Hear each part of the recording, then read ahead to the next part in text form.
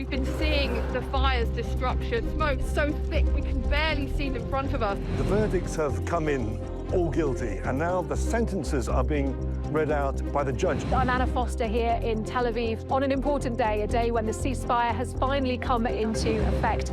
The residents here are seeing their high street turned into a river, the second time in as many years. There when the story breaks. On BBC News. Follow on the app. This is frontier country. Broaden your horizons. If this is what being a 21st century nomad is all about, sign me up. Caribbean's relationship with the seas are changing and deepen your understanding. What must it have been like for them, not knowing whether they were going to make it? How important is this region? If something starts changing here, we see the change all over the world. This is just incredible. The Travel Show. Watch on BBC iPlayer.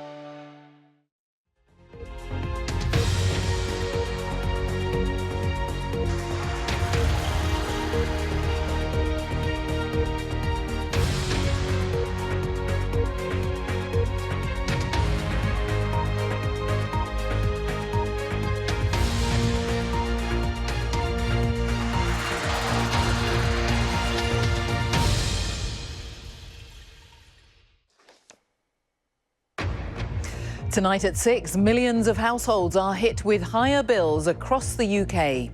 It'd be, close to £1,000 for the year.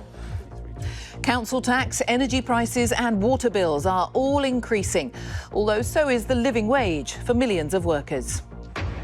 UK manufacturers are braced. Donald Trump is meeting his trade team now to decide what tariffs to impose on the rest of the world. Police shoot dead a man suspected of carrying a gun at Milton Keynes railway station. The last thing you expected to happen is to witness such a terrible scene.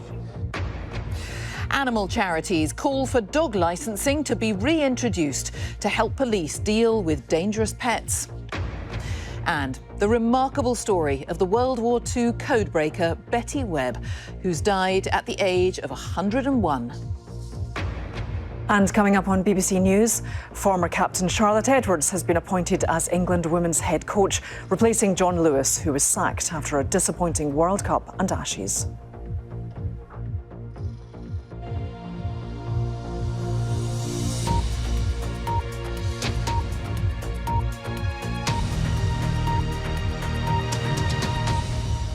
Hello and welcome to the BBC News at 6. Millions of households are being hit by higher costs from today as bills for essential services go up. Council tax, water and energy bills are all increasing, and many of us will also pay more for broadband, road tax, the TV licence and phone contracts. The government says a rise in the national living wage, as well as cuts to interest rates, will help people's finances.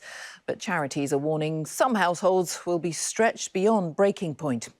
The increases mean that the average household will now pay nearly £600 a year more than last year. Our cost of living correspondent, Coletta Smith, has been talking to people who contacted the BBC about their situation.